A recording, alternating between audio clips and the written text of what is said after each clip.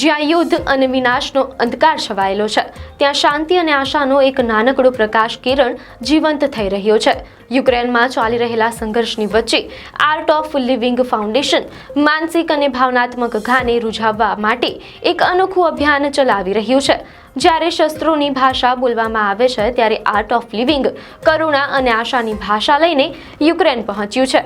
ગુરુદેવ શ્રી રવિશંકરના નેતૃત્વમાં આ ફાઉન્ડેશન યુદ્ધના આઘાતનો ભોગ બનેલા સૈનિકો અને નાગરિકોને માનસિક શાંતિ પ્રદાન કરી રહ્યું છે. આર્ટ ઓફ લિવિંગના શિક્ષકો કહે છે કે જ્યારે તેઓ પ્રથમ વખત યુક્રેનિયન સૈનિકોને મળ્યા ત્યારે તેમના ચહેરા પર ડર અને નિરાશા સ્પષ્ટ દેખાતી હતી, પરંતુ આર્ટ ઓફ લિવિંગ દ્વારા શીખવવામાં આવતી શ્વાસ અને ધ્યાન પદ્ધતિઓએ જાદુ જેવું કામ કર્યું.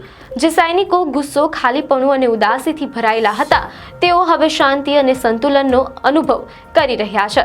આ કાર્યક્રમની અસર એટલી ઊંડી હતી કે યુક્રેનિયન સૈન્યના કમાન્ડરોએ જાહેરમાં ગુરુદેવના કાર્યને સન્માનિત કર્યું.